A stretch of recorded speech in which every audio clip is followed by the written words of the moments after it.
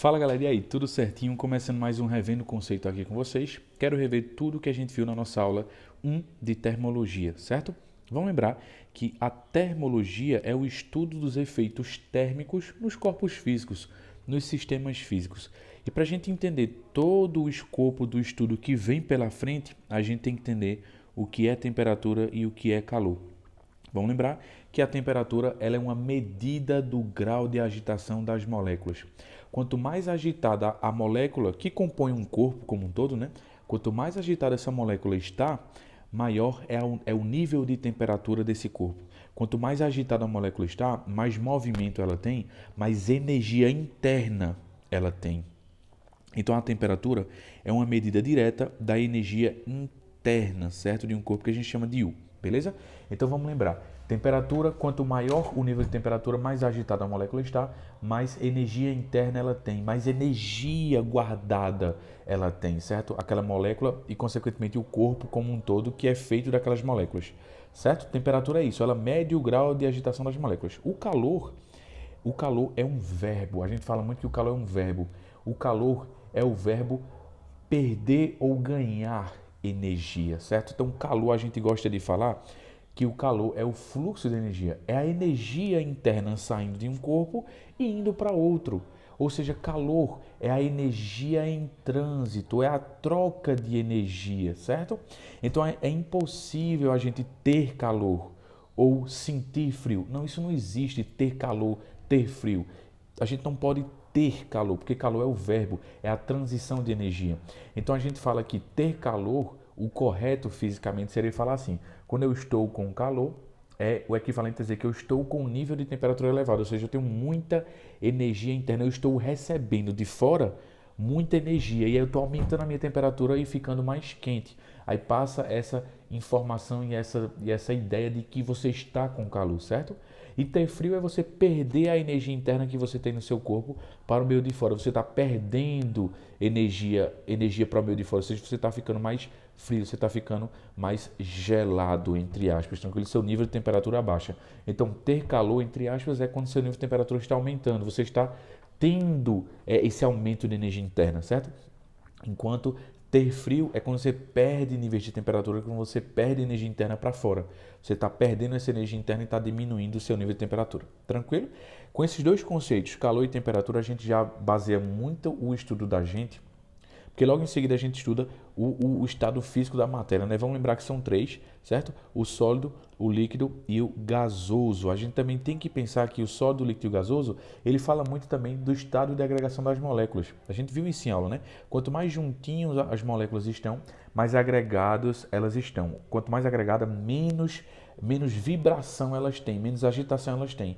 Quanto menos agitação, menor é a temperatura, menor é a energia interna, tranquilo? Então, o estado sólido de uma mesma substância é sempre um estado de menor temperatura, certo? O estado líquido é intermediário, as moléculas estão já um pouco mais separadas, então estão um pouco mais agitadas. Então, o estado de agregação é menor e o nível de temperatura é maior, ou seja, a energia interna do líquido é maior. Tranquilo? E quando a gente vai para o gás, no gás as moléculas estão totalmente loucas, estão agitadíssimas, batendo em tudo que é canto, se movimentando, então essas moléculas ocupam mais espaço, certo? E aí a gente pode dizer que a agregação delas é bem menor, porque elas ocupam mais espaço, estão mais separadas, mas consequentemente tem mais energia interna, tem mais temperatura, tranquilo? Então foi isso que a gente definiu. Eu queria ir avançando para a gente falar dos termômetros e das unidades, certo? Da temperatura. Vamos lá. Galera, lembrando que em aula, quando a gente falou, logo definiu calor e temperatura, a gente já foi para os tipos de termômetro, né? Vamos lembrar que são aqueles 4 tipos de termômetro. Termômetro de líquido, que é aquele que tu tem em casa, né? O termômetro que a gente chama de termopar, que ele funciona com uma resistência elétrica. Ele tem um princípio aí mais importante, né? E a gente vê isso aplicado em eletrodoméstico e por aí vai. A gente vê o termômetro também a volume de gás constante, não é isso? E também o termômetro de infravermelho. Na aula eu defini como os 4 funcionam, a gente viu bem detalhado, a gente avançou, a gente estudou, e tudo isso é fundamental, principalmente o de infravermelho, principalmente no momento que a gente vive, certo? Então, lembra de revisar isso, lembra de ter em mente como é que funcionam esses 4 termômetros, certo? Principalmente o termômetro de infravermelho, tranquilo? Logo após isso, eu defini para vocês as 3 principais unidades das escalas termométricas. Lembra que as escalas termométricas são nada mais ou menos do que as unidades da temperatura, né? Quando eu dou uma temperatura que é uma grandeza física, ela tem que ter uma unidade. E as três principais unidades é o famoso Kelvin, grau Celsius e grau Fahrenheit, certo? Lembra que o Kelvin é uma escala absoluta, certo? Ela não tem valores negativos. O limite inferior dela é o zero de fato, que é o zero absoluto, né? Ele usa os valores de referência para a água 273 e 373, certo? Grau Celsius é uma escala utilizada muito no Brasil, sim, lembrando que a escala Kelvin, por ser no SI, ela é muito utilizada, desculpa, por ela ser uma absoluta, ela é muito utilizada no SI, né, que é o Sistema Internacional de Medidas. A gente, quando estiver trabalhando com gases lá na frente, a gente vai trabalhar muito com essa escala Kelvin, tranquilo? Ela é muito utilizada também em alguns pontos, em algumas situações na Europa, certo? A escala grau Celsius é uma das mais utilizadas no mundo, certo? Principalmente aqui no Brasil. A gente usa exclusivamente grau Celsius aqui no Brasil, certo? A escala grau Celsius, ela tem o limite inferior, o menor valor possível, que é o zero absoluto. Ele vale menos 273, certo? E os valores de referência para a água é o 0 e o 100, tranquilo? E a escala grau Fahrenheit, ela é muito utilizada nos Estados Unidos, certo? O valor mínimo dela, o menor valor possível, que é o zero absoluto dela, vale menos 459. E os valores de referência dela vale 32 e 212, certo? Lembrando que nenhuma dessas escalas possui limite superior. Elas podem atingir temperaturas aí teoricamente infinitas. Quero também citar uma coisa importante que pode existir qualquer escala pode ser inventada, né? Qualquer escala pode ser inventada, tranquilo? Mas as que a gente vai utilizar, lógico, no teu vestibular, na maioria dos casos, é sempre a escala está sempre flutuando entre essas três aí, tranquilo? A mais importante de longe, lógico, é grau Celsius, porque a gente vive no Brasil, certo? Eu ensinei em aula como a gente determinar a relação matemática que transforma de uma unidade para outra, não é isso? De uma unidade de temperatura para outra unidade de temperatura. A gente sempre faz aquele procedimento que é o teorema de Tales, né? Escolhe qualquer letrinha aqui no meio e faz a relação de letrinha menos o de baixo dividido pelo de cima menos o de baixo igual a mesma coisa na próxima escala e a gente acha todas as formulazinhas, certo? E com isso a gente também pode achar a transformação de uma escala desconhecida para uma escala conhecida, certo? Eu posso inventar qualquer escala, invento uma escala grau Mackenzie, como teve uma questão que a gente fez em aula, que ela vai ser relacionada com grau Celsius, por exemplo, e aí, cara, ele vai te dar os valores de referência das escalas, sei lá, 20 e 400, e na escala grau Celsius 0 e 100. E aí tu faz a mesma coisa sempre, ó, tu faz a mesma coisa sempre, m menos 20 dividido por 400 menos 20, certo? 400 menos 20, igual do outro lado, c menos 0, dividido por 100 menos 0. E aí, cara, se eu te der uma temperatura em uma escala, tu acha na outra. Se eu te der em uma, tu acha na outra. E por aí tu vai brincando com as escalas, tranquilo? Outro ponto também importante que é válido ressaltar são as formulazinhas prontas que a gente aprendeu a deduzir de como a gente transforma de Kelvin para Celsius, de Celsius para Kelvin e por aí consequentemente, certo? De Kelvin para Celsius ou de Celsius para Kelvin, tanto faz. C é Kelvin menos 273. A gente aprendeu em aula como chegar nessa relação, não é isso?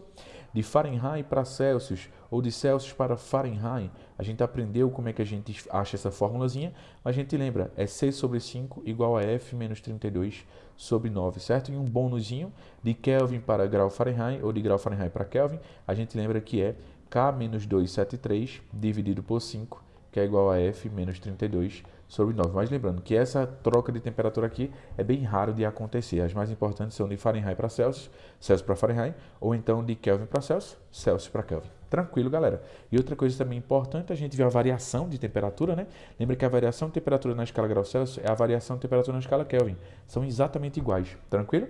E se eu quiser transformar a variação em temperatura de grau Celsius para a variação em Fahrenheit, ou consequentemente de Fahrenheit para Celsius, é só a gente aplicar essa relação daqui, beleza? Falou de variação, cara, lembra de usar essa daqui. Lógico, o que a gente mais transforma é uma temperatura numa outra escala. Agora, a variação de temperatura numa outra escala é raro de acontecer, mas é bom a gente saber. Tranquilo, galera? Vamos embora para a nossa última etapa da aula, onde a gente viu dilatação. Vamos lá.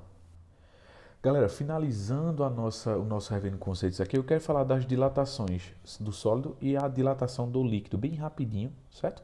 Vamos lembrar que a dilatação do sólido, ela acontece em três etapas, né? De três formas, ou a dilatação linear, ou a dilatação superficial, ou a dilatação volumétrica. A dilatação, ela compõe no seguinte raciocínio, um raciocínio bem simples. Esquentei algo, esse algo tende a aumentar de tamanho. Esfriei esse algo, ele tende a diminuir de tamanho. A gente não pode afirmar que são todos os corpos que se comportam assim, porque lembra que existe a dilatação irregular, que a gente ainda não viu em aula. A gente vai ver no começo da nossa aula 2, certo? A dilatação é irregular. Mas a tendência é essa, esquentei, aumenta de tamanho, esfriei, diminui de tamanho, certo? E aí eu faço o estudo da dilatação linear, eu faço o estudo da dilatação superficial e faço o estudo da dilatação volumétrica. A gente tem que lembrar que a dilatação linear, a gente pode achar o quanto ele aumentou de tamanho, ele tem um comprimento inicial, né? Quando eu esquento, ele aumentou de tamanho, certo? Ele aumentou um certo ΔL de tamanho, certo? Então, o quanto ele aumentou, eu calculo por essa relação. ΔL é igual a alfa vezes L0 vezes a variação de temperatura. Ou L0 vezes alfa vezes a variação de temperatura, tanto faz, né? A ordem do fator não altera o produto, certo? Então a gente tem que lembrar que a gente quer calcular o quanto ele aumentou de tamanho, ou então o quanto ele diminuiu de tamanho, é só aplicar essa relação daqui, onde alfa é o coeficiente de dilatação linear, o L0 é o comprimento inicial da barra e Δθ é a variação de temperatura, tranquilo? Lembrando que esse alfa, cada material tem o seu, e quanto maior o alfa, mais dilatável o corpo vai ser, certo? Quanto maior o coeficiente de dilatação, mais o corpo dilata, tranquilo? É importante a gente perceber isso, beleza? E se eu quiser saber o tamanho final do corpo, certo? É o que ele tinha, o tamanho final dele vai ser o que ele tinha no início, mais ou menos o quanto ele aumentou, né? Eu falo mais ou menos porque se ele aumentar de tamanho, vai ser mais. Se ele diminuir de tamanho, vai ser menos, né? Lógico, o que mais cai pra gente é justamente quando a gente esquenta o corpo e ele aumenta de tamanho, certo? Mas é válido ressaltar que ele também pode diminuir de tamanho, certo? Então ele pode aumentar ou diminuir de tamanho, certo? Se ele aumenta a temperatura, ele aumenta de tamanho. Se ele diminui a temperatura, ele diminui de tamanho, certo? Tranquilo? E vamos também considerar que a dilatação acontece exclusivamente para um único lado, certo? Para facilitar nossas continhas de matemática, enfim, para ficar mais tranquilo o sistema, certo? Então, só lembrando, ΔL é igual a L0 vezes alfa vezes a variação de temperatura, certo? Onde isso daqui é o quanto ele aumenta ou diminui, o L0 é o comprimento inicial, alfa é o coeficiente de dilatação linear e esse Δθ é a variação de temperatura, tranquilo? Então acaba que tudo fica bem repetitivo, porque quando eu for falar de dilatação superficial, eu vou falar justamente de o quanto a área aumenta ou diminui, porque superficial é a área que aumenta ou diminui, certo? Então vai ser ΔA igual o A0, que é o tamanho inicial dele, certo? Vezes o beta, vezes a variação de temperatura, tranquilo? Lembrando que esse beta, ele vale 2 vezes alfa. Se a questão não te der o beta, professor, como é que se chama esse beta? Esse beta se chama de coeficiente de dilatação superficial. Então, se ele já te der o coeficiente de dilatação superficial, não tem bronca. Tu vai trabalhar justamente com o beta que ele já te deu. Mas se ele não te der o coeficiente superficial, ele te der o linear, no lugar do beta, basta tu colocar 2 alfa. Se ele te der o linear e tu tiver que trabalhar com a dilatação de superfície, tu coloca 2 vezes alfa no lugar do beta, certo? Tranquilo? O A0 é a área inicial que a chapa de ferro tinha, tranquilo? Beleza? Lembrando, a dilatação linear é uma barra de ferro, um fio dilatando, coisas que são compridas, que tem comprimento e que a espessura, a grossura não importa pra gente. Já a superfície é aquilo que é uma superfície de fato, uma chapa de ferro, uma cerâmica, tudo isso são superfícies, certo? E aí a dilatação a gente calcula sempre da mesma forma, só que no lugar da superficial, coloca o beta, certo? E são áreas que a gente calcula, tranquilo? Na linear, coloca o alfa e são comprimentos que a gente calcula, beleza? Na volumétrica é exatamente a mesma coisa. O quanto ele aumenta ou diminui de tamanho, que é o ΔV, vai ser igual ao ΔV vai ser igual o volume inicial vezes o gama, que aí é o coeficiente de dilatação volumétrico, vezes a variação de temperatura, certo? Novamente, se ele te der o coeficiente de dilatação volumétrico, tu pode achar a dilatação volumétrica fácil. Mas se ele não te der o gama, te der o alfa, é só tu multiplicar por 3 e colocar no lugar do gama. Não tem mistério. Tranquilo? Lembrando também que a variação de temperatura ela é sempre em graus Celsius. O comprimento ele é sempre ou em metros, ou em centímetros, ou em milímetros. Mas contanto que a variação, que é o ΔL, e o L0 estejam na mesma unidade, ambos em metros, ambos em centímetros ou ambos em milímetros, certo? Na superfície é a mesma coisa. A variação de área e a área inicial, ambos têm que estar em metros, ou ambos têm que estar em centímetros, ou ambos têm que estar em milímetros, tudo ao quadrado, né? Metro quadrado, centímetro quadrado, milímetro quadrado. E para o volume, vai ser tudo em metro cúbico, tudo em centímetro cúbico, tudo em milímetro cúbico ou tudo em litros, certo? Mas contanto estejam sempre na mesma unidade, os dois, o ΔV e o V0, o A0 e o A e o ΔA, o ΔL e o L. Tem que estar na mesma unidade sempre. Tranquilo? Ou tudo em metro, tudo em centímetro, tudo em milímetro. Ou no caso do volume, tudo em litro. Tranquilo? Outra coisa também importante, que o tamanho final deles é sempre a mesma coisa. É sempre o que ele tinha no início, que é o zero, certo? Que é o A0, o V0, o L0, mais o quanto ele aumentou. Tranquilo? É sempre isso. Esquentei, aumentou, esfriei, diminuiu. E lembra do princípio que a gente viu em aula, né? Se eu tiver uma chapa com um furo no meio, esquentei a chapa, o furo aumenta junto. Tranquilo? É importante lembrar disso, beleza? E para finalizar, eu queria falar só de dilatação volumétrica dos líquidos, certo? Vamos lá, bem rapidinho. Para finalizar, galera, vamos lembrar que a dilatação dos líquidos, ela se concentra, ela compõe-se do seguinte raciocínio. Todo líquido vai estar dentro de um recipiente. Então, toda vez que eu aquecer o recipiente que tem um líquido, e lógico, na maioria dos casos o líquido vai estar lá na bordinha do recipiente, certo? Vai estar totalmente preenchido.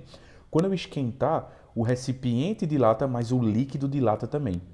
E na maioria das vezes, nas maiorias das situações físicas, o líquido dilata mais. Então, como o líquido dilata mais, quase que não sai, né? Como o líquido dilata mais do que o sólido, ele acaba transbordando. É o caso do leite, cara. Quando tu tá esquentando o leite em casa, certo? E aí tu liga o fogo, o leite, ele vai dilatar muito mais do que o recipiente, ele acaba transbordando, certo? Então é importante a gente perceber isso. A dilatação dos líquidos sempre vai acontecer com um líquido dentro de um recipiente. Esquentei os dois, eu tenho que esquentar os dois. O recipiente dilata e o líquido dilata também, mas o líquido dilata mais. Então as questões geralmente perguntam a gente qual é o líquido extravasado, o líquido transbordado, o líquido aparente, que ele chama assim, ó, dilatação aparente. E é bem fácil de calcular. A dilatação aparente, ou seja, o líquido transbordado, certo? A dilatação que transborda, ou então a dilatação aparente, a dilatação extravasada, o líquido derramado, o líquido extravasado, isso são sempre sinônimos. Eu calculo sempre da seguinte maneira, vê como é fácil. Eu calculo a dilatação real do líquido, certo? Então eu calculo a dilatação do líquido e subtraio a dilatação do líquido pela dilatação do sólido, do recipiente. E aí, quando eu fizer a subtração, vai dar exatamente o quanto derramou. Ah, professor, mas como é que eu calculo a dilatação real do líquido? É bem simples.